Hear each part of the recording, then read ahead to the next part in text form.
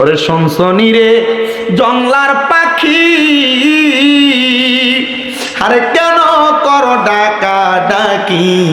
আরে জঙ্গলে থাকিয়া বুঝি দেখছো নবী রে, বলেন জংলাতে থাকিয়া বুঝি দেখছো নবী রে।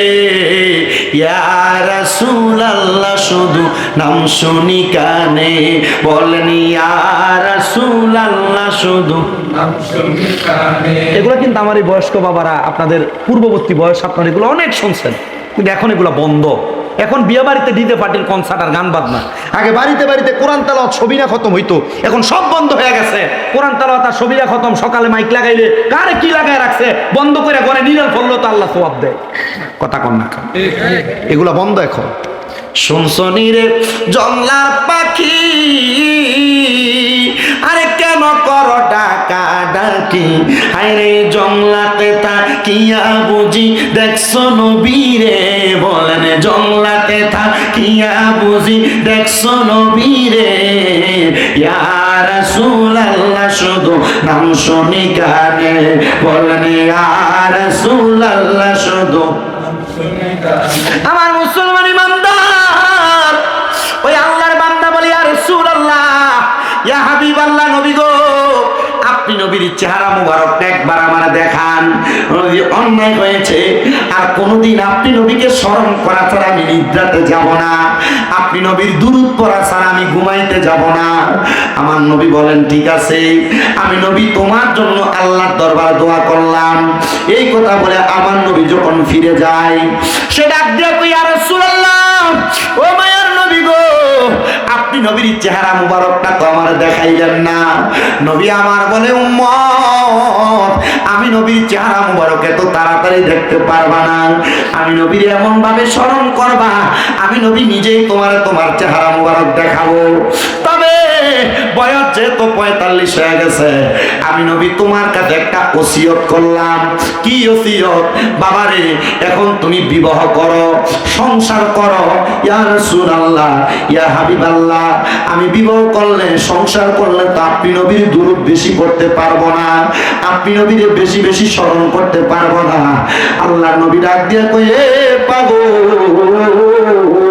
যদি বিবাহ করার পরে আল্লাহ তাআলা তোমার হাতে একটু সময় দেয়, ওই অল্প সময় দিয়া আমি নবীর মুহাব্বত নিয়ে স্মরণ করবা। আমি নবীরে কেউ যদি মুহাব্বত নিয়ে স্মরণ করে, আমি নবী রহমাতাল লিল আলামিন নবীজি সে কোন জায়গায় বসে আমি নবীরে স্মরণ করে, আমি সেই জায়গা চিনি। কে আমি নবীকে স্মরণ করতেছে, আমি তার নাম জানি, আমি তার বাবার নামও জানি। বলে হুজুর আমার নবীর উপর দুরূদ পড়লে না ফেরেশতারা নিয়ে পৌঁছায়। হ্যাঁ হ্যাঁ, এটাও একটা হাদিস, ওইটাও একটা হাদিস। আমার নবীর প্রতি কেউ যদি দুরূদ পড়ে, দুরূদটা ফেরেশতারা নিয়ে পৌঁছায়। কিন্তু আমার নবীর প্রতি কেউ যদি মুহাব্বতে দুরূদ পড়ে, আমার নবীকে আমি তারে চিনি, তার বাবার নামও জানি।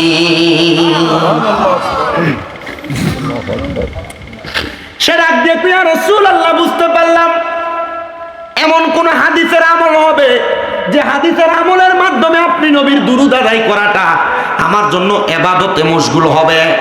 আমার নবী বলেন, আনাস ইবনে মালিক রাদিয়াল্লাহু তাআলা আনহুর হাদিস। আনাস ইবনে মালিক রাদিয়াল্লাহু তাআলা আনহু আমার নবীকে প্রশ্ন করি, ইয়া রাসূলুল্লাহ আপনি নবীর প্রতি আমি কত দুরূদ আদায় করব? আমার নবী বলেন, তুমি তোমার জীবনটার সময়টাকে যদি তুমি দুনিয়াতে থাকো অবস্থায় দুরূদ আদায় করো। আনাস ইবনে মালিক বলে, ইয়া রাসূলুল্লাহ আমি সারাটা 24 ঘন্টার সময়কে আমি দুই ভাগে ভাগ করব। এক ভাগ আপনি নবীর উপর দুরূদ আদায় করব, আর এক ভাগ আমি আমার দুনিয়ার সময় কাটাবো। আল্লাহর নবী বলেন আলহামদুলিল্লাহ, তবে এর চাইতে বেশি পড়তে পারলে আরো ভালো। ওই সাহাবী আনাস ইবনে মালিক বলে, ইয়া রাসূলুল্লাহ তাহলে আমি পুরাটা সময়কে 3 ভাগে ভাগ করব। আমি 2টা ভাগ সময় আপনি নবীর প্রতি দুরূদ পড়ব, এক ভাগ সময় আমি আমার দুনিয়ার কাজের জন্য রাখবো। আমার নবী বলে আলহামদুলিল্লাহ, এর চাইতে বেশি পড়লে আরো ভালো। হযরত আনাস ইবনে মালিক বলে, ইয়া রাসূলুল্লাহ রাসূলুল্লাহ তাহলে 4 ভাগ কইরা 1 ভাগ আপনি নবী আমি দুনিয়ার কাজে কাটাইব, আর 1 ভাগ আপনি নবীর উপর দরুদ পড়ব। আমার নবী বলে এ আনাস ইবনে মালিক আলহামদুলিল্লাহ, তবে আমি নবী ঘোষণা করলাম এর চাইতে বেশি পড়তে পারলে আরো ভালো। আনাস ইবনে মালিক রাদিয়াল্লাহু তাআলা আনহুর হাদিসটাকে নকল করে হযরত আব্দুল্লাহ ইবনে আব্বাস রাদিয়াল্লাহু তাআলা আনহু বলে আমি আমার নবীকে বললাম ইয়া রাসূলুল্লাহ ইয়া হাবিবাল্লাহ, নবী গো আমার জীবনের বাকি সময়ে যতটুক সময় আমার ব্যতীত খালি থাকবে আমি প্রত্যেকটা সময় আপনি নবীর উপর দুরূদ শরীফ আদায় করে করে কাটিয়ে দিব। বলেন সুবহানাল্লাহ। এ মুসলমান ইমানদার, ওই ব্যক্তি বলেন আল্লাহর হাবিবের ইশারা মোতাবেক আমি বিবাহ করলাম, বিবাহ করার পরে আমার একটা সন্তান দুনিয়াতে জন্ম নিল, কিন্তু জন্ম নেওয়ার 2 মাসের মাথায় আমার স্ত্রী ইন্তেকাল করলো। আমি চিন্তা করলাম আমি আরেকটা বিবাহের মধ্যে লিপ্ত হব না, আমি আরেকটা বিবাহে লিপ্ত হইলে আমার এই সন্তান এবং পরবর্তী বিবাহের কারণে আমার পরিবারটা এলোমেলো হবে, এটার কারণে আমার ইবাদতের মধ্যে বিঘ্নতা ঘটবে। ও মুসলমান, আপনারা যারা এখানে মুরব্বীরা বসছেন, অনেকেই আছেন আপনারা স্ত্রী হারায় ফেলছেন, অনেকে চিন্তা করে করে আবার দ্বিতীয় বিবাহ করেছেন। দ্বিতীয় বিবাহ করা স্ত্রী ইন্তেকালের পরে এটা গুনার কাজ নয়, ভালো কাজ, সওয়াবের কাজ। তবে আল্লাহর হাবিব সাল্লাল্লাহু আলাইহি ওয়াসাল্লাম নবী বলেন কোন পুরুষ অথবা মহিলার স্বামী পুরুষের স্ত্রী মারা যাওয়ার পরে ওই পুরুষ যদি তার স্ত্রীর কথা মোহাব্বত মনে নিয়া আর কখনো বিবাহ না করে আল্লাহর দরবারে তার স্ত্রীর জন্য দোয়া করে, আমার আল্লাহ তাআলা ওই স্ত্রীটাকে 40 জন জান্নাতের হুর গিলমানের সর্দারিনী বানায়া ওই পুরুষের খেদমতে জান্নাতের মধ্যে হাজির করে দিবে। জোরে জোরে বলেন সুবহানাল্লাহ। আর কোন মহিলা স্বামী ইন্তেকাল করার পরে ওই মহিলা যদি তার স্বামীর কথা চিন্তা করে আর বিবাহ না বসে, আল্লাহর নবী বলেন ওই মহিলা যদি তার সন্তানদেরকে মায়া করে, সন্তানের উপর আদরের নজর দেয়, আদরের হাত বুলিয়ে দেয়, আমার আল্লাহ তাআলা রহমতের ছায়া ওই মহিলাকে দান করেন। আরো জোরে কর না। ওই দিন গত কয়দিন আগে আমি ওয়াজ করে আসছি রাঙ্গামাটিতে। এই ওয়াজ যখন করলাম, এই গত মনে হয় 4-5 দিন আগে এক লোক ফোন দিতে, হুজুর আপনি যে ওয়াজ করে দিয়ে গেছেন, এখন আমার আব্বা উনি তো বিবাহের জন্য লাফায়, এই ওয়াজটা আমার আব্বার একটু শোনান। আমি কইছি এটা তো ভালো জিনিস বেটা, বিয়ার লাগে লাফায়। তোর আম্মা কই? হুজুর মারা গেছে। আমি কই আব্বা বিয়ে করতে মন চায়, তো বিয়ে করো না কেন? আপনি চিন্তা করতেছেন হুজুর বিয়ের অনুমতি দিতেছেন। বর্তমান সমাজের ছেলেরা চাইলেই মা ইন্তেকালের পরে বাপরে বিয়ে করাইতো না, চিন্তা করবো কি মাগো বিয়ে করলে আরেকটা ছেলে মেয়ে যদি হয়, যদি সম্পদের ভাগ দেওয়া লাগে, কথা কই না, তুমি শরিয়া বিরোধী কাজ করবা। তোমার আম্মা যান প্রাপ্তবয়স্ক, তোমার আব্বা অ্যাক্সিডেন্টে মারা গেছে, তুমি তোমার আম্মাকে চাইলে বিবাহ দিতে পারবা। আমি ওই দিন একটা নিউজ দেখে আমি খুব খুশি হয়েছি, ছেলে বয়স মনে হয় 17 থেকে 18, তার আব্বা ইন্তেকাল করছে বিদেশে। সে তার আম্মা জানি ইদ্যত 4 মাস 10 দিন শেষ হওয়ার পর সে নিজে পছন্দ করে তার আম্মার কাছে বলছে আম্মা আপনি চাইলেও নাকি বিবাহ করতে পারেন। আপনার কাছে মনে হবে এই মহিলা মনে হয় কত খারাপ, স্বামী ইন্তেকাল করছে বিয়ে বইছে বলছে। আমাদের সমাজে তাকে কোন নজরে দেখে? আরে না মিয়া, যদি এই মহিলার শরীরের যৌবনত্বের পাওয়ার থেকে মহিলা বিবাহ বসতে পারবে। আর আপনি কইবেন কি দেখছেন ই বেড়া মরে গেছে, কয়দিন হয়েছে বিয়ে বই এলেছে, কথা কয় না কেন? কয়নি? দেখছো বউ মরে গেছে, 40 দিন যায় না বিয়ে করে ফেলছে, কথা বলেন না কেন? যদি কোনো পুরুষ মানুষ মনে করে যে তার স্ত্রীর জন্য ধৈর্য ধরে থাকবে, পারবে। যদি বলে না তার চরিত্রের হেফাজত করতে পারবে না, জিনা ব্যভিচারে লিপ্ত হয়ে যাবে, তাহলে তার জন্য ধৈর্য ধরে থাকার দরকার নাই, তার জন্য বিবাহ করা ফরজ। সরি, দ্বিতীয়বার ওয়াজিব। আমার মুসলমান ইমামদাররা তিনি বলেন আমার স্ত্রী ইন্তেকাল করার পরে আমি আর দ্বিতীয় বিবাহ করলাম না। শর্ত হলো আমি যদি দ্বিতীয় বিবাহ করি আমার ইবাদতে ব্যাঘাত ঘটবে। উদ্দেশ্য ভালো, উদ্দেশ্য কি? আমার ইবাদতে ব্যাঘাত ঘটবে। পর্দার অন্তরালের মহিলারা চিন্তা করবো, দেখছনি হুজুর এটা কেমন ওয়াজ করে, এই ওয়াজ তো কোনোদিন বাপদাদার গত শুনি নাই। না গো মা, ইসলামী শরীয়ত আপনি শোনেন আর না শোনেন এটা আপনাকে মানতে হবে। এই যে পুরুষ মানুষের টাকার অভাব নাই, একটা স্ত্রী আছে, তার যেই অর্থ সে চাইলে 2টা 3টা স্ত্রী লালন পালন করতে পারবে।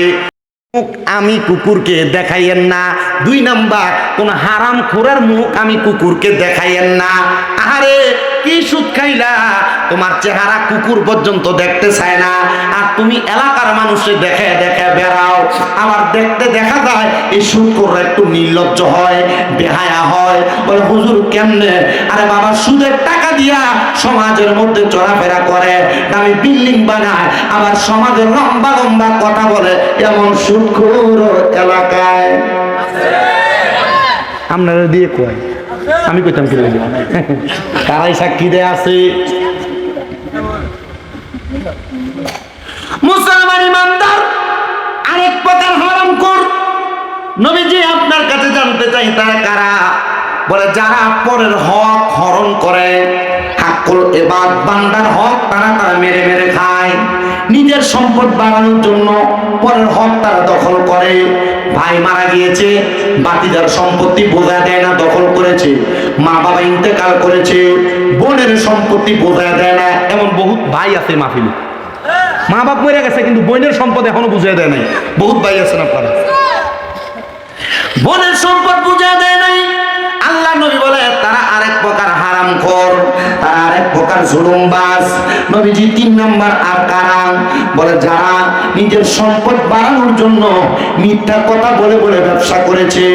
একটা জিনিসের দাম 10 টাকা, সে 8 টাকা দিয়ে ক্রয় করেছে, 10 টাকা বিক্রি করলেই চলে। সে বিক্রি করার সময় কয় আল্লাহর কসম করে এটা আমার কি নয় 15 টাকা। এমন হারামখোর যারা মিথ্যা কথা বলে বলে ব্যবসা করে, আল্লাহর নবী বলে আমি তাদের ব্যাপারে বড় ভয় করি। নবী গো, আর কোন হারামখোরের ব্যাপারে ভয় করেন? বলে যারা ঘুষ খায়, যারা মানুষের কাছে কোনো কিছুর বিনিময়ে কোনো কিছু গ্রহণ করে, এটাই হলো ঘুষ। এটার কারণে আমি নবী তাদের ব্যাপারে বড় ভয় করি। ইয়া রাসূলুল্লাহ, এদের অবস্থা কেমন? বলে তারা যখন ইন্তেকাল করবে, ইন্তেকাল করার সময় আজরাইল ফেরেশতা তাদের শরীর থেকে যখন রূহটা কবজ করবে, তাদের কাছে মনে হবে জীবিত একটা বকরিকে জীবিত অবস্থায় চামড়াটা টাইনা টাইনা ছিঁড়ে ফেললে যত কষ্ট হয়, ওই হারামখোর ব্যক্তিটার তত কষ্ট হবে। শুধু তাই নয়, ফেরেশতা আজরাইল যখন তাদের রূহটা নিয়ে যাবে, আজরাইল নাকের মধ্যে একটা কাপড় লাগে উপরে নিয়ে যাবে, আর আল্লাহর আসমানের ফেরেশতারা তার দিকে থু থু নিক্ষেপ করবে। ইয়া রাসূলুল্লাহ, কেন? বলে হারাম খাওয়ার কারণে, পরের হক মাইরা খাওয়ার কারণে আল্লাহ তাআলা তার রূহটাকে একটা দুর্গন্ধযুক্ত রূহ বানায় রাখছে। এ পর্দার অন্তরালের আমার মা, তোমার স্বামী যে তোমাদেরকে ইনকাম করে খাওয়ায়, হালাল খাওয়ায় না, হারাম খাওয়ায়, কোনোদিন তুমি তোমার স্বামীকে একবার জিজ্ঞাসা করো নাই? ও বাবা, ও আম্মা, এ হারাম খাবার খায়াতে তুমি কবরে যাইবা, আল্লাহর কাছে কি জবাব দিবা আমার বুঝে আসে না। এজন্য আমি ফরাদাবাদ এলাকার সবার কাছে একটা কথাই আবদার করে যাই, হারাম যেখানা মানুষের অনুমতি ছাড়া তার সম্পদ হরণ করা, অনুমতি ছাড়া তার সম্পদ দখল করা, মানুষের কাছ থেকে সুদের উপর টাকা নেওয়া দেওয়া, মানুষের কাছ থেকে ঘুষের টাকা গ্রহণ করা, মানুষের পরের হক গাছের সম্পদ গাছের ফল ফলাদি গ্রহণ করা, এমন হারাম কাজ থেকে আপনি দূরে থাকবেন। মিথ্যা কথা বলে ব্যবসা করা, এমন কাজ থেকে দূরে থাকবেন। আরে বাবা, সব তো আপনি সম্পদের জন্য করতেছেন। মনে রাখবেন, যে ব্যক্তি 1 টাকার সম্পদের মালিক, আল্লাহর কাছে 1 টাকার সম্পদের হিসাব দেওয়া লাগবে। যে ব্যক্তি 1 কোটি টাকার সম্পদের মালিক, আল্লাহর কাছে 1 কোটি টাকার সম্পদের হিসাব দেওয়া লাগবে। আপনি বললেও লাগবে, না বললেও লাগবে। তাহলে আল্লাহর হাবিব সাল্লাল্লাহু আলাইহি ওয়াসাল্লামের একজন উম্মত, তিনি বসবাস করতেন ইরাকের জমিনে। উনি একজন বাদশা। তিনি বলেন, আমার প্রজাদের মধ্যে একটা উদ্বেগ কাজ করতেছিল, তারা অভাবে পড়ে গেছে, খরাতে পড়ে গেছে, তাদের কাছে কোনো সম্পদ নাই। তারা সবাই এসে আমি বাদশার কাছে বলে, বাদশাহ আপনি আমাদেরকে সম্পদ দেন, বেশি বেশি সম্পদ দেন, আমরা আমাদের সম্পদ দিয়া সম্পদ বানাইতে চাই। বাদশা বলে, সম্পদ দিতে পারি, তবে একদিন অপেক্ষা করা লাগবে। কয়দিন? একদিন অপেক্ষা করলে সম্পদ পাইবা। এরপরে তোমরা যদি সম্পদ নিতে চাও, আমার পুরো রাজপ্রাসাদ নিয়ে যাও, আমার কোনো দাবি নেই। বাদশা ডাক দিলেন, আমার উজির সামনে আসো, আর আমার একজন প্রজা সামনে আসো। সামনেই না, প্রজার হাতে বাদশা 5 দিরহাম দিছে। 5 দিরহাম। কয় দিরহাম? উজিরের হাতে তুলে দিচ্ছেন 500 দিরহাম। বলছেন, এই আমার প্রজারা সবাই সাক্ষী থাকো, আমার এই প্রজাকে যে 5 দিরহাম দিলাম, পদা আগামীকালকে তার এই 5 দিরহামের হিসাব আমি বাদশার কাছে দিবে। আর আমার উজিরকে যে 500 দিরহাম দিলাম সে 500 দিরহামের হিসাব আগামীকালকে আমাকে দিবে। যাও, সবার ছুটি, সবাই চলে গেছেন। ওই প্রজা বলেন 5 দিরহাম দিয়ে আমি কি করব? আমার কাছে এমন কোন এই টাকা দিয়ে আমি কিছু করার মতো নাই, আমি আমার কাছে রেখে দিলাম। আর উজির মনে চিন্তা করে 500 দিরহাম চাইলেই ভালো খাবার খাওয়া যাবে, ভালো পোশাক পরা যাবে। বাজার সদাই করে ভালো পোশাক নিয়ে উজির চলে আসলেন এবার তার বাড়িতে। পরের দিন আসরের নামাজের সময় বিচার কার্য হিসাব দেওয়া লাগবে। রাজপ্রাসাদ সাজাইলেন সুন্দর করে। বাদশা তার রাত চেহারায় বসলেন। বাদশা কি করলেন? একটা বড় আগুনের চুল্লি বানাইছে। ধান সিদ্ধ করবার লাগে আপনারা চুলা বানান না? এমন একটা বড় চুল্লি বানাইলেন, বড় একটা লোহার শীট উনি এটার উপর বিছিয়ে দিয়া আগুনটাকে জোহর থেকে আসর পর্যন্ত উত্তপ্ত করলেন। আচ্ছা কন্ত, এখন এই লোহার শীটটা কি ঠান্ডা না গরম? কম না বেশি? তিনি বলেন গরম কইরাম। আমি বললাম এ আমার প্রজা, এ আমার উজির, তোমরা তোমাদের টাকার হিসাব কে কি করেছো এই গরম লোহার পাতের উপর দাঁড়িয়ে দেওয়া লাগবে। সবাই তো হিসাব বরাবর। প্রজা বললেন বাদশা আমার টাকা এখনো আমার কাছে আছে, 5 দিরহাম দিয়া কিছু করা যাবে না, বিদায় কিছু করি নাই, রেখে দিলাম। বলে হিসাব এমনে না, এটার উপর দাঁড়ায় দাও। প্রজা কি করলেন? তার ডান পাটা রাখলেন গরম লোহার চুল্লির পাতের উপরে, রাইখা বললেন আমার দিরহাম আমার কাছে বইলা। বাম পা দিয়া কদম রাইখা চুল্লি থেকে বের হয়ে গেলেন।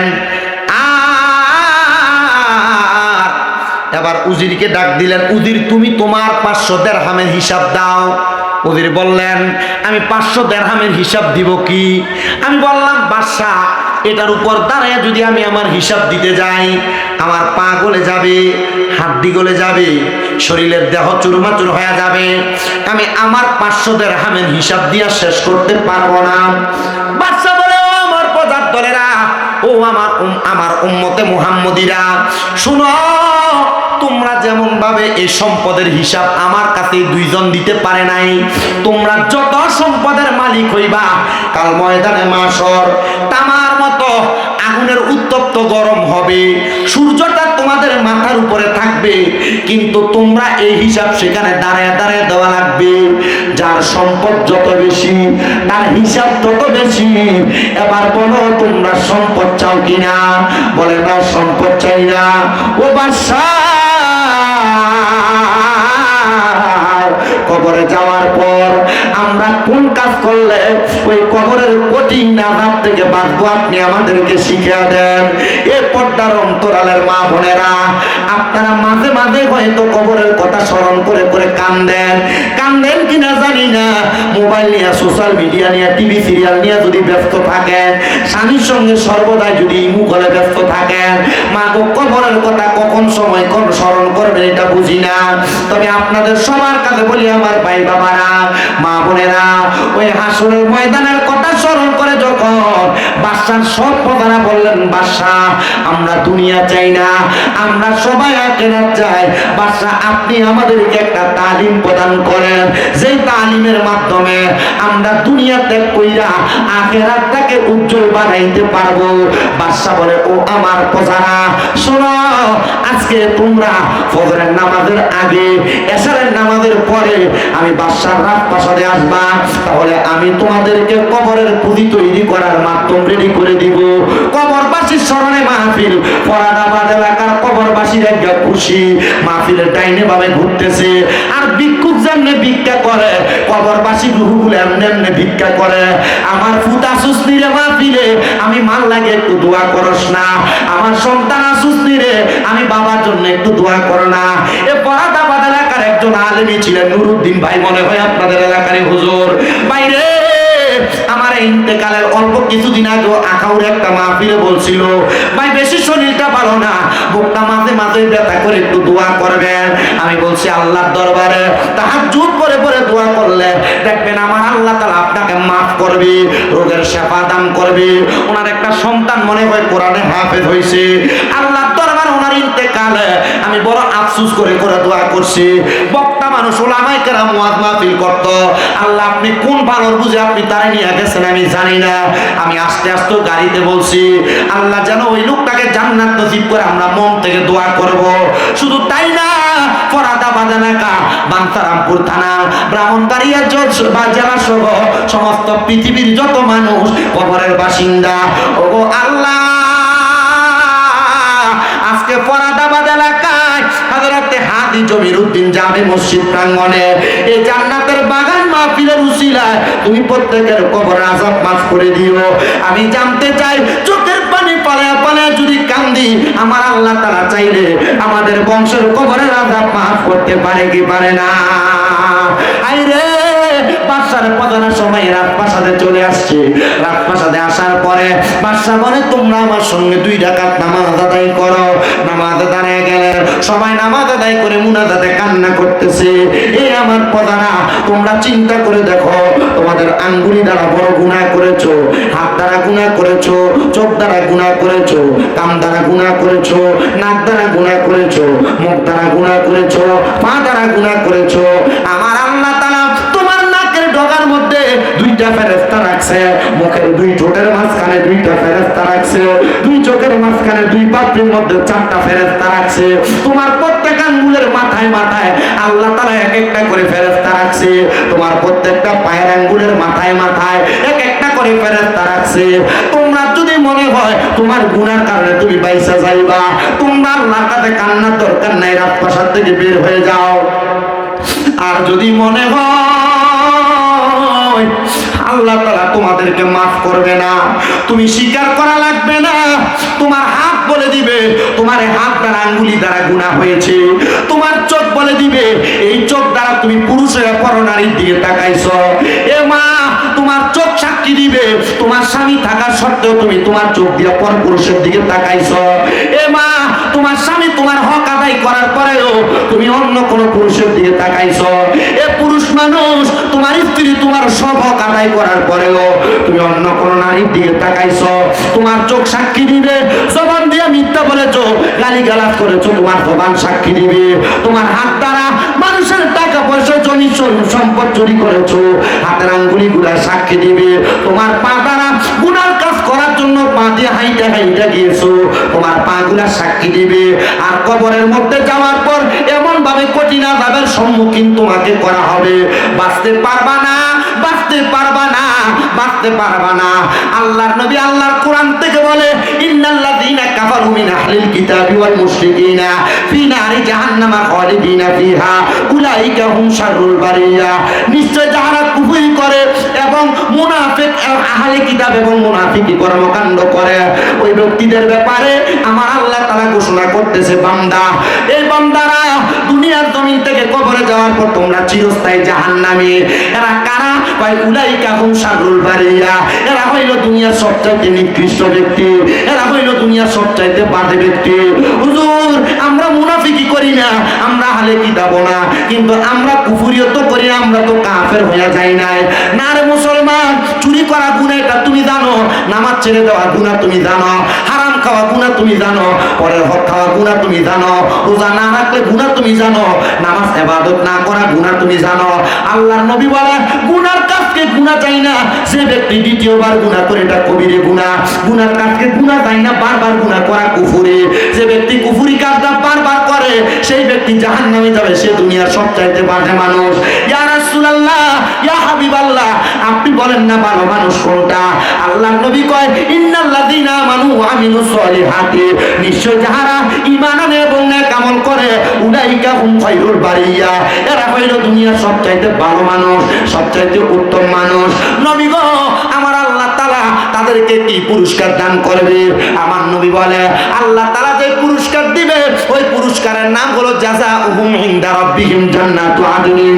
ওই পুরস্কারের নাম হলো আল্লাহর পক্ষ থেকে দেওয়া পুরস্কার জান্নাতুল আদন। এত সুন্দর তাজরি মিন তাহতিহাল আনহার, এত সুন্দর জান্নাত, ওই জান্নাতের নিচে দিয়ে নহর প্রবাহিত হবে। আল আনহারু খালিদিনা ফিহা আবাদা। আল্লাহর নবী বলে ওই জান্নাতে তারা চিরস্থায়ী বাসিন্দা হয়ে থাকবে, আবাদা, তারা কখনো বের হতে চাইবে না। ও আল্লাহ, আপনার কাছে জানতে চাই, ওই জান্নাতে বান্দা চিরস্থায়ী বাসিন্দা হয়ে থাকবে। আল্লাহ গো, আপনি বলেন না তারা কারা, কারা ওই জান্নাতে থাকবে? ওই রাদিয়াল্লাহু আনহু ওয়া রাদু আন, যারা তাদের আল্লাহর প্রতি সন্তুষ্ট আর আল্লাহ তাদের প্রতি সন্তুষ্ট, তারা ওই জান্নাতে থাকবে। আল্লাহ তারা কারা? কয় যালিকা লিমান খাশিয়া রাব্বা, যারা আল্লাহকে দুনিয়াতে সবচাইতে বেশি ভয় করছে, রবকে বেশি ভয় করছে। যারা আল্লাহর ভয় করে তারা হারাম খায় না, পরনিন্দা করে না, গীবত করে না, মানুষের হক মাইরা মাইরা খায় না, কবরকে ভয় করে নামাজ পড়ে, নামাজ ছাড়ে না, রোজা ছাড়ে না, রমজান মাস আসলে পর্দার তলে যায় খাবার খায় না। মুসলমান ইমানদার সবার কাছে করা জোরে আবদার, কবরের আযাবকে ভয় করে, আল্লাহকে রাজি খুশি করার চেষ্টা করে, নামাজ রোজা হজ যাকাত ইবাদতের পাশাপাশি আল্লাহকে খুশি করার মাধ্যম হলো আল্লাহর নবী বলে রেদা রব্বি ফি রিদাল ওয়ালিদাইন, আম্মা আব্বার সন্তুষ্টিতে আমার আল্লাহকে সন্তুষ্টি করা যায়। ও আল্লাহ, আমাদের সমাজে এমন অনেক কপাল পোড়া আছে যারা বাইয়ে বাইয়ে ঝগড়া করে মা বাপরে ভাত খাওয়ায় না, যারা বিবাহ করার পর মা বাপকে জুদা করে দেয়, মা বাপ এই ঘরে ওই ঘরে ঘরে ঘরে ঘুরে ঘুরে খায়। এ সন্তানকেও যদি তোমরা তোমাদের মা বাপকে জুদা করে থাকো, আলাদা করে থাকো, দে রে ফরাদাবাদের সন্তান, বানসারাপুরের সন্তান, দে তোর পাও আমার সামনে দে, আমি আমার দিব্যা দিয়া তোর পাও পরিষ্কার করে দেব। বলে হুজুর কারণ কি? কারণ মা বাবার মনে কষ্ট দিয়া, মা বাপরে ভাত না দিয়া, মা বাপরে ধমক দিয়া যত নামাজ পড়ো না কেন, এই নামাজ আল্লাহর কাছে কবুল হবে না। শামীম দাদা ব্রাহ্মণবাড়িয়া জেলার বড় হুজুরাই না ওয়াজ করাইবা, এই ওয়াজ দিয়ে কোনো লাভ হবে না। সন্তানের কেউ যদি ওই মা বাবার সাথে অন্যায় করে থাকো, ওয়াদা করো এখান থেকে বাড়িতে যে মা বাবার পা ধরে মাপ চাইবা। আমি জানি না তোমরা তোমাদের মা বাবার পা ধরে মাপ চাইবা কিনা, কিন্তু আল্লাহর নবী রাহমাতুল লিল আলামিন নবী আমার শিখিয়ে দেয় উম্মত, দুনিয়ার জমিনে মা বাপ মাফ না করলে স্বয়ং আমার আল্লাহ তোমাদেরকে মাফ করবে না। মা বাপ যদি তোমার প্রতি বেজার থাকে, আমার আল্লাহ তোমার প্রতি বেজার থাকবে। এই সন্তানের দলেরা তোমরা তোমাদের মা বাবার কাছে মাপ চাইবা কিনা জানি না।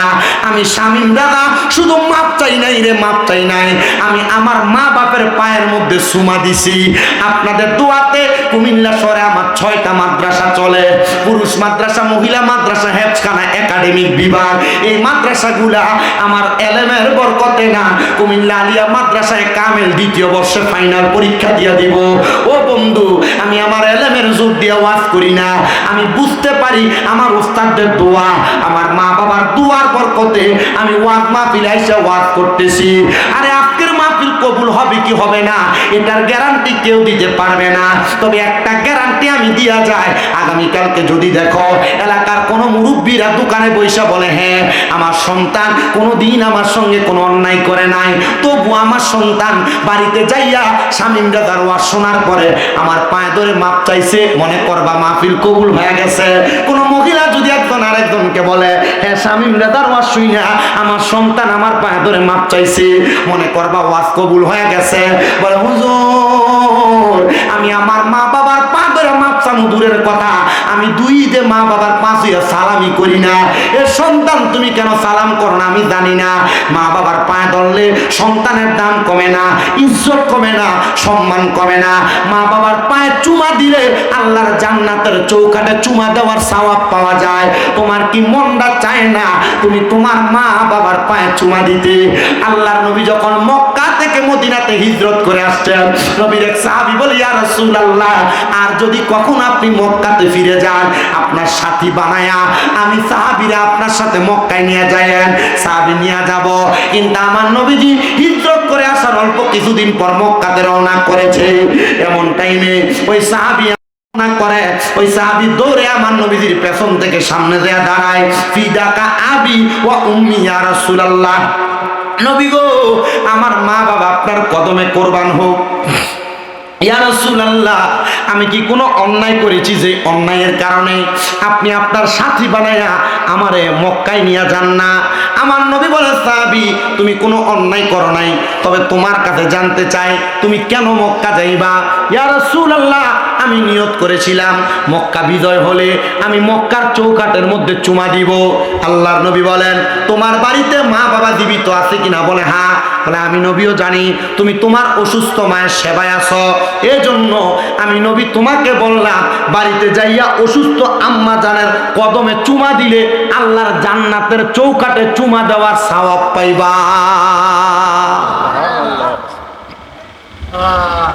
মা বাবা অসুস্থ, বুড়া কইয়া ডাক দেন, বুড়ি কইয়া ডাক দেন।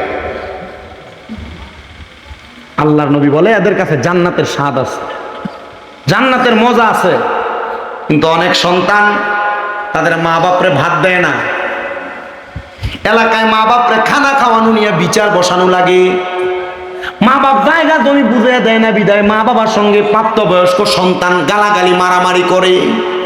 সন্তানের দল, যাদের মা নাই যাদের বাবা নাই এরা চিন্তা করে হুজুর যাদের বাড়িতে বাবা আছে তারা বাড়িতে যা বাবার পায়ে ধরে মাপ চাইবো, আমার আব্বা নাই আমি কার পায়ে ধরে মাপ চাইবো? হুজুর যাদের মা আছে তারা বাড়িতে যাইয়া মার পায়ে ধরে মাপ চাইবো, আমার তো মা নাই আমি কার পায়ে ধরে মাপ চাইবো? হুজুর আপনার কাছে আমি একটা জিনিস জানতে চাই, হুজুর বলেন না গো আমার যে মা বাবা কবরে আমি কার জন্য কেমনে মাপ চাইবো? আল্লাহর নবী শিখিয়ে দেয় কোন সন্তানের মা বাবার ইন্তেকালের পরে ওই সন্তান যদি রব্বির হামহুমা কামা রব্বায়ানি সগীরা বইলা আল্লাহর দরবারে রব্বির হামহুমা কামা রব্বায়ানি সগীরা বইলা দোয়া করে, আমার আল্লাহ তাআলা ওই সন্তানের চোখের মণিকোঠার মধ্যে যদি একটা ফোঁটা পানিও থাকে, ওই সন্তানের চোখের মণিকোঠার মধ্যে একটা ফোঁটা চোখের মণিকোঠার মধ্যে একটু পানিও যদি থাকে, আমার আল্লাহ তাআলা ওই পানিটা পড়ার আগে ওই সন্তানের মা বাবার জীবনের গুনাহ মাফ করে দেয়। জোরে শুনে বলেন সুবহানাল্লাহ। এই সন্তানের দল আপনাদের কাছে করো জোরে আবদার, আম্মা আব্বা কবরে খাস করে দোয়া করবেন, আম্মা আব্বা বেঁচে আছে আম্মা আব্বার জন্য বেশি বেশি করে দোয়া করবেন। সন্তান একটাই আবদার জানাই, আপনার দোয়ার বরকতে আল্লাহ তাআলা আপনার মা বাপকে মাফ করে দিবে। বলে হুজুর দোয়া করা না বেদাত, দোয়া করতাম কেন লাগা? হুজুর দোয়া করলে না গুনাহ হইব বেদাত হইব? না না না, সন্তান মা বাবার জন্য দোয়া করলে বেদাত হয় না। আপনি যখন দোয়া করবেন মা বাবার কবর আযাব যখন আল্লাহ মাফ করে দিবে, ওই মা বাবা কবর থেকে বলে ওয়াল ইস্তিগফারু লাহুমা ওয়া ইনফাযু আহাদিহিমা ওয়া ইস্তিগফারু লাহুমা, আল্লাহ যে আমাদের জন্য দোয়া করে আমাদের কবরের আযাব মাফ করাইছে, আপনি আমাদের ইস্তিগফারের উসিলায় তাদেরকে মাফ করে দেন। মৃত মা বাবার দোয়ার বরকতে আল্লাহ তাআলা জীবিত সন্তানকেও মাফ করে। আব্বা মা বাপ বহু সম্পদ আপনারা দিয়া গেছে, টাকা পয়সা দন দৌলত জায়গা জমি সব দিয়া গেছে, সব আপনার আছে, কিন্তু মা বাবা এখন কবরে। ঈদের সময় চাইলে 500 টাকার একটা লুঙ্গি কিনা পরাইতে পারেন। আপনি চাইলে আপনার মা বাবার জন্য আপনার মার লেগে একটা কাপড় কিনা পরাইতে পারেন না, বাবা মা কবরে। আব্বাজি আমি জানি এখানে অনেক টাকা পয়সাওয়ালা আছেন, আমি আমার জন্য না, এলাকার মানুষের জন্য না, এই কবরস্থানের জন্য আমি 10টা মানুষ চাই যারা 10,000 টাকা করে কবরস্থান না বেশি চামু বলে হুজুর আমি 10,000 না আমি 20,000 দিব এই কবরস্থানের জন্য। আল্লাহর ওয়াস্তে মুনাজাতের আগে দান করবেন, আমি আপনার জন্য খাস করে দোয়া করব। আমি কয়েকজন সন্তান চাই যারা তাদের মা বাবার জন্য দোয়া চাই। আমি 1.5 ঘন্টা 1 ঘন্টা 40-45 মিনিটের উপরে কথা বলতেছি, এই কথার মাঝখানে শেষ করে দেওয়ার আগ মুহূর্তে দোয়া করার আগে কয়েকজন চাই যারা হুজুর আমার মা কবরে। আরে বাবা মা বাপ যদি বাইচা থাকতো, যদি আপনি মাসে 1000 টাকার ফল কিনা খাওয়াইতেন 12 মাসে 12,000। আমি 10 জন সন্তান চাই হুজুর মা বাপ থাকলে খাওয়াইতাম, আমি 10,000 টাকা আমার মারে ভালোবাসে কবরস্থানের উন্নতি কল্পে নগদ দিয়ে দিব। নগদ পারবো না, 2 মাস পর 5 মাস পর 1 বছরের মধ্যে এই কবরস্থানের উন্নয়নে আমি 10,000 টাকা দিব। আছেন একজন সন্তান হাতরা বাড়ায় বলবেন হুজুর আমার মা নাই আমার বাবা নাই, মা বাপ থাকলে আমি আমার মা বাবার জন্য খরচ করতাম। আরে বাপ যদি খাওয়াইতেন মা বাবার পেছনে কি 2-3 হাজার টাকা মাসে খরচ হইতো না? 2,000 টাকা করে খরচ হইলে তো 24,000 টাকা লাগতো। একটা সন্তান আসেননি, 10,000 টাকা দিবেন। দয়াল নবীজি আমার মায়ার নবীজি আমায় একটু দিদার দিতে হয়ে যাও রাজি, আমার দয়াল নবীজি আমার মায়ার নবীজি আমায় একটু দিদার দিতে হয়ে যাও রাজি। কে যাও তুমি মদিনাতে ও নৌকার মাঝি, যার কাছে যাইবা আমি তাহার খুঁজি। আমার দয়াল নবীজি, আমার মায়া নবীজি, আমায় একটু দিদার দিতে হয়ে যাও রাজি, আমায় একটু দিদার দিতে হয়ে যাও রাজি। নবীর দিদার পাওয়ার আশায় 10 নম্বরে একজন মানুষ 5,000 টাকা দান করবেন, আসেননি? সময় দিলাম 2 মাস, 5 মাস পরে দেন, 1 বছর লাগাই দেন 5,000 টাকা আল্লাহর হস্তে এই কবরস্থানের জন্য। কে দিবেন? একজন আত্রা তুইলা কম তো না রে, তাকবীর, 2 জন পাইছি না রে রিসালাত। হ্যাঁ, দোনোজনে তো আশরাফ হুজুরের মুরিদ নি, দেখছেন নি? মুর্শিদে বুলবুল আমার আওলাদে রাসূল, নূরানি পুতুল গো আমার মুর্শিদে বুলবুল। নাম কি? নাম লাগবে না, লাল দাড়িওয়ালাই বাবা যান লেখেন। আরেকজন স্বপন ভাই, মারহাবা, 11 জন পাইছি গাউসে পাকের মহাব্বতে। পায়ে গেলাম কত? 11 নাম, 5,000 কইরা। গাউসে পাকের একটা শান গাই, ওলিদার ওলি যিনি গাউসুল আজম জিলানী, ওলিদার ওলি যিনি গাউসুল আজম জিলানী, বাগদাদে জন্ম কুতুবে রাব্বানী। বললেন বাগদাদে জন্ম কুতুবে, বংশ তোমার হাসান হুসাইনি, তুমি হইলাম ফাতেমার নয়নের মনি। দয়ার নজর দাও গো আমায় ও গো গাউসে সামদানি, বাগদাদে জন্ম কুতুবে রাব্বানী। আল্লাহ কবুল করেন, জোরে কোন আমিন। 2,000 টাকা আব্বা মানিক। মারহাবা কোন জনাব মোহাম্মদ মানিক মিয়া, মা বাপ নাই, দোয়া চাইছে, মানিক মিয়া দান করে দিয়েছেন 2,000 টাকা নগদ। ও আল্লাহ, তোমার বান্দা তোমার কাজের জন্য করে 2,000 টাকা জমা। আল্লাহ তুমি কইরো তার মা বাবার কবর আযাব ক্ষমা, জোরে জোরে কর না আমিন। এরপরে আসেননি 2,000 করে দেওয়ার মতো কয়েকজন মানুষ চাই, বলে হুজুর আমি দিব 2,000 টাকা, আমার মা নাই দোয়া করেন, বাবা নাই দোয়া করেন, 1 মাসে 2 মাসে 3 মাসে 5 মাসে দিয়ে 2,000 টাকা আল্লাহর হস্তে কবর। মহিলার কাছে একটা খাতা কলম পাঠাইছিল, পাঠান মহিলার কাছে 2টা খাতা কলম আর একটা লোক পাঠান না। মা বোন যারা শুনতেছেন, আম্মা আমি চাই আপনারও কবরবাসীদের জন্য দোয়া চান, 1,550 100 যে যা পারেন কিছু দেন। গিয়াসউদ্দিন ভাই আব্বা আম্মার জন্য দোয়া চাই, দান করলেন নগদ 1,000 টাকা, আল্লাহ কবরও মঞ্জুর করো। কলাকান্দির মারহাবা, আল্লাহ কবুল মঞ্জুর করো। কলাকান্দির মুমিন মিয়া উনি দান করে দিলেন 2,000 টাকা, আল্লাহ কলাকান্দির মুমিন মিয়ার কবুল মঞ্জুর করো, বংশের কবর আযাব মাফ করো। নাম কি বাবা? হাজী মহিউদ্দিন হামিদ সাহেব, 2,000 টাকা। মহিউদ্দিন আহমেদ উনি দান করে দিলেন 2,000 টাকা, আল্লাহ কবুল করো মঞ্জুর করো, বংশের কবর আযাব মাফ করো, কামাই রিজিক হায়াতের রিজিকে বরকত দাও। কোন আমিন। এরপর আর আসেনি, নাম কোন নাম কোন নাম কোন? কাশিম মিয়া মৃত্যু। আল্লাহ কাশেমের লাশে গোরার পৃষ্ঠেতে চড়িয়া আপন স্বজনের কাছে পৌঁছিল আসিয়া, আরে তারে মাইরা আন্দার করলো মদিনার ভুবন। আল্লাহকে মারলো রে, আল্লাহকে মারলো রে, মায়ের যতনে রতন কে কাহারিয়া নিল মায়ের বুকের জাদু তখন আল্লাহকে মারলো রে। ইমাম কাসেমের নামে না, মোহাম্মদ কাসেম মিয়া নগদ টাকাইলেন 1,000 টাকা, আল্লাহ কবুল মঞ্জুর করো।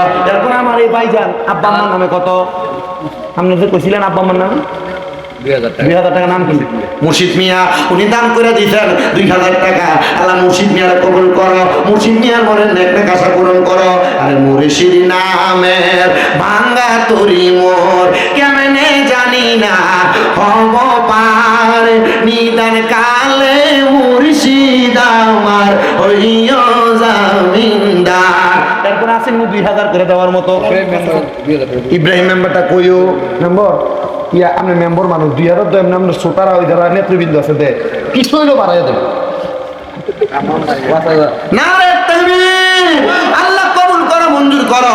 মেম্বারে 2,000 টাকা দিতে উজ্জা, আমি লইছি 3,000 উজ্জা, আল্লাহ তুমি নেওগা তোমার দরবারে উজ্জা করে কোন আমি। এরপরে এই ডেকোরেটরটা যে প্যান্ডেলটা করছে হ্যাঁ। নজু ভাই 2000 টাকা ডেকোরেটরের নাম কি? ডেকোরেটরের নাম নি নজরুল ভাই ভাই ডেকোরেটরের মালিক নজরুল মিয়া, উনি দান করে দিলেন 2000 টাকা। আল্লাহ কবুল করা মঞ্জুর করো। নজরুল ভাইকে উদ্দেশ্য করে 2000 টাকা করে তোমার কামে জমা। আল্লাহ তুমি করে তার বংশের কবরা তার ক্ষমা আল্লাহ কবুল করে জোরে কোনা আমিন। এরপর আর আসেনি 2000 1000 করে। আবার নাম কি তা? নূর মিয়া মারহাবা কন্নাম মারহাবা। আল্লাহ কবুল করা মঞ্জুর করো। জনাব মোহাম্মদ নূর মিয়া, আল্লাহ নূর মিয়ার বংশের কবরা মাফ করো। হায়াতে রিজিকে বরকত দাও। মনের নেক নেক আশাগুলো পূরণ করো। আল্লাহ নূর মিয়া যে আশা করে দান করছে, নূর মিয়ার মনের নেক নেক আশাগুলো পূরণ করে জোরে কোনা আমিন। 2000 কইরা ওই যে ভাই আরেকজন নূর মিয়া, এটার নাম কি আব্বা? বাবুল খান। আল্লাহ কবুল করা মঞ্জুর করো। বাবুল খান দান করলো 2000 টাকা। আল্লাহ তোমার বান্দা যে আশা কইরা তোমার আল্লাহ তোমার কাজের মধ্যে 2000 টাকা করে ক্ষমা আল্লাহ কইরো বংশের কবরা সব ক্ষমা। আবু মিয়া 500 টাকা আল্লাহ কবুল করা মঞ্জুর করো। জনাব মোহাম্মদ আবু মিয়া উনি দান করে দিলেন 500 টাকা। কইও আমার ডাক্তারটা আইছে না আজকে? হাই আর আসেনি? হেলাল মিয়া 5000 হেলাল মিয়া কো? হেলাল মিয়া উনি দান করে দিয়েছেন 2000 টাকা। ছেলে বিদেশ আছে দোয়া চায় 5000 টাকা। আল্লাহ হেলাল মিয়া দান করলেন 5000 টাকা। হেলাল মিয়ার মনে আশা পূরণ করো। জীবন মিয়া দান করলেন 2000 টাকা। আল্লাহ কবুল করো মঞ্জুর করো। আর আসেনি আসেনি আর কই 500 কই? ইয়ামিন দান করছে নগদ 500 টাকা। আসেননি 500 1000 করে দেওয়ার মতো একটু নগদ, না পারলে বাকি বলো যে আমি 500 টাকা 1000 টাকা 2000 টাকা কবরস্থানের জন্য দান করতাম। আসেনি আর তাড়াতাড়ি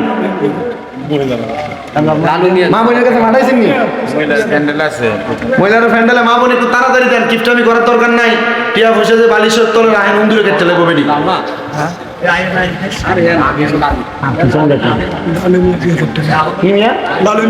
লালু মিয়া উনি দান করছেন 2000 টাকা।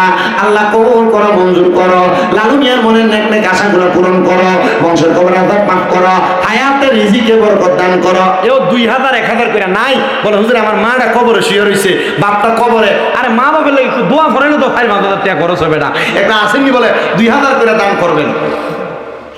সজীব 5000 টাকা ওনার আব্বা নাই সজীব ভুইয়া সজীব ভুইয়া আব্বা নাই দোয়া চাইছে 5000 টাকা। ভালোবাসি তোমায় বাবা, বুকটা যে যাইছি রে, তোমার কথা হৃদয় মাঝে পড়ছে বারে বারে। বাবা তুমি কেমন আছো ছোট্ট মাটির ঘরে, তোমার কথা হৃদয় মাঝে পড়ছে বারে বারে। বাবা গো ও বাবা, বাবা গো ও বাবা। আল্লাহ কবুল করো মঞ্জুর করো। আমার সুজিব ভুইয়ার বাবা নাই দান করে দিয়েছেন 5000 টাকা। আল্লাহ সুজিব ভুইয়ার আব্বার কবরটারে না জানতে ফয়সালা করো কোন আমি। আল্লাহ দিশো দন দিও মন কাইরা নিও না, নবীজিরে না দেখাইয়া মরণ দিও না। এরপর আর আছে আলামিন ভুইয়া কত? 5000 টাকা। আল্লাহ কবুল করো। আলামিন নামদার অর্থ করো বিশ্বাসী। আলামিন যে আশা করে দান করে 5000 টাকা। আলামিন হ্যাঁ আব্বা নাই আব্বা নাই, আব্বার জন্য দোয়া চাই। ওরে দরজাটা খুলতে কে যায় ধোকা, বাবা বুঝি বলছে এলে নাকি খোকা। বুকের ভিতরটা লড়ে চড়ে উঠে সবাই আছে, শুধু বাবা নেই, শুধু বাবা নেই। আল্লাহ আমার আলামিনের আব্বা নাই, আলামিনের আব্বার কবরে জান্নাতের বাগান বানাও কোন আমিন। রশিদ নেন 1000 টাকা। এরে আগে বেটারে উঠে পানিতে করতো ভাই ফলাইন তোরা দাস কি লেগে লালু মিয়া 2000 ডাইরেক্ট অটো কি ব্যারেকে সেটা লাগাই দিছে। অটো লাগছে আর কি একজনের গায়ে। হ্যাঁ তো তিরিং বিরিং করে শালা শতান ফলা দেখছেন মাহফিলে দরকার টাউনের। আচ্ছা আর আসেনি 1000 2000 করে দেওয়ার মতো? আপনাদের কি কষ্ট হইতেছে বাবা? আমি মিরাজ ক্যাম্প কইরা জিকির আজকার কইরা মুনাজাত দিয়ে বিদায়, আপনারা আর অল্প একটু কষ্ট দিব। আর যদি কেউ থাকেন একটু রেডি হন, আসেন আমরা সবাই নবীর দাঁড়ায় সালাম দেই। ইয়া নবী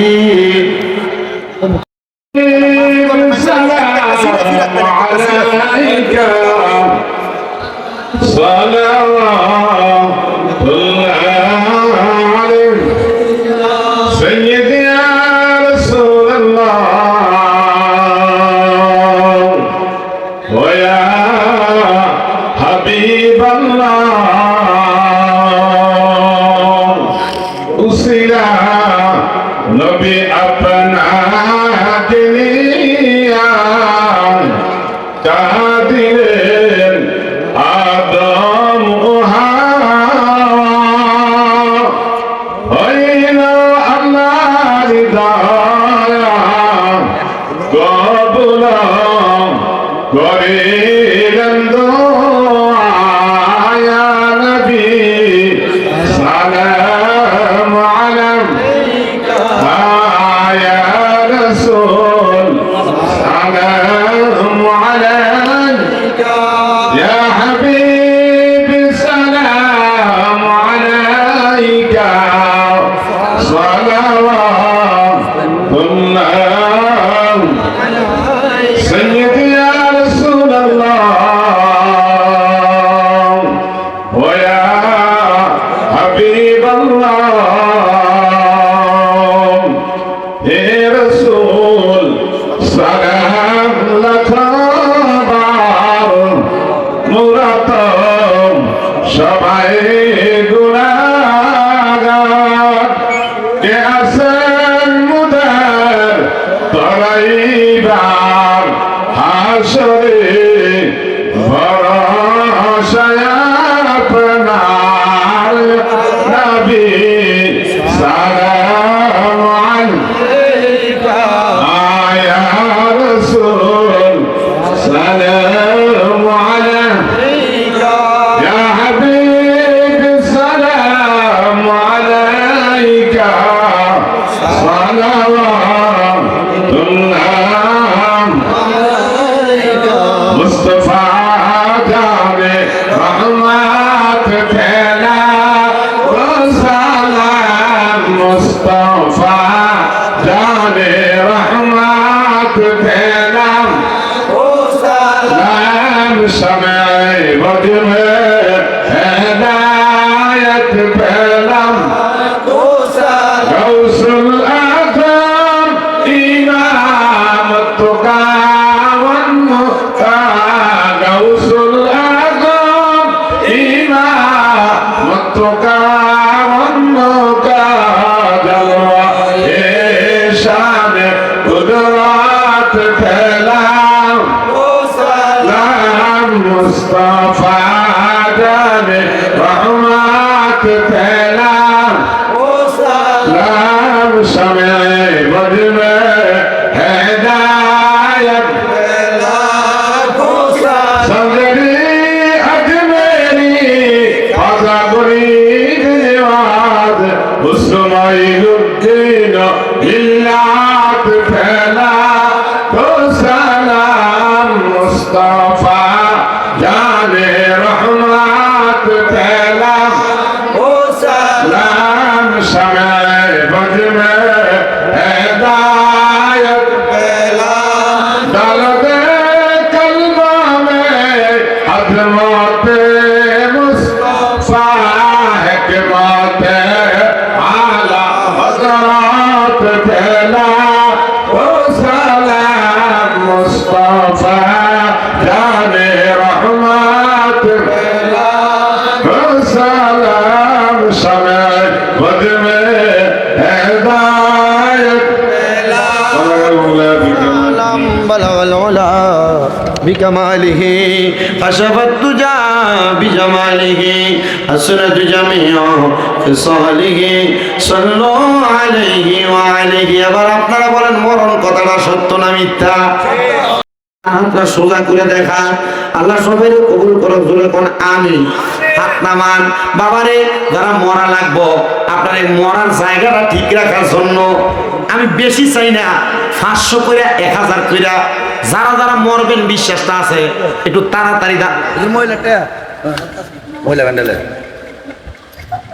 মারহাবা কে আমি কইতাম না আপনারা কইবেন জোরে কোন নাম মারহাবা দেখছেন নি 1000 আমার না একটু কইতাছি সভাপতি সাহেব মনে কষ্ট নিয়েন না এই এলাকার বেরিয়েতে জামাই থেকে টেহা নিলে টেহা শুধু খায় না মাহফিলও দান করে আল্লাহ কবুল করো মঞ্জুর করো বাঞ্ছারামপুর এলাকার ফরাদাবাদ এলাকার মা বোনেরা অনেকগুলা টাকা দান করে দিছে আল্লাহ আমার মা বোনদেরকে রাবেয়া বসির মতো অলি বানাইও আমার মা বোনদেরকে মা ফাতেমার সাথে হাসন নসন করাইও আমার একজন আব্বা যান মাহফিলের সম্মানিত সভাপতি দান করে দিচ্ছে 1000 টাকা আল্লাহ ওনার মনের আশা পূরণ করো 10 টাকা 20 টাকা 50 টাকা 100 টাকা কইরা যে জাফারের কিছু কিছু করে হাতে নেন মরার কথা স্মরণ করে আল্লাহর রাস্তা দান করেন আর একটু মুহাব্বতে আল্লাহ তাআলা জিকির করেন সবাই কিছু কিছু করে দান করেন আর করেন আল্লাহ আল্লাহ আল্লাহ আল্লাহ আল্লাহ আল্লাহ আল্লাহ আল্লাহ আল্লাহ আল্লাহ আল্লাহ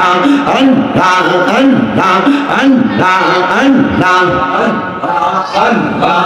আল্লাহ আল্লাহ দয়াল মুর্শিদ আমায় তুমি লইয়া যাইও মদিনায় বানর মুর্শিদ তোমার যদি দয়া হয় মারহাবা আল্লাহ আল্লাহ প্রাণের তরসা তোমার যদি দয়া হয় মারহাবা আল্লাহ প্রাণের পেশোয়ার তোমার যদি দয়া হয় মারহাবা আল্লাহ আল্লাহ দয়া মুর্শিদ আমায় তুমি লইয়া যাইও মদিনায় প্রাণের মুর্শিদ তোমার যদি দয়া হয় মারহাবা আল্লাহ আল্লাহ আল্লাহ এই জগতে মুর্শিদ বিনে গো দয়া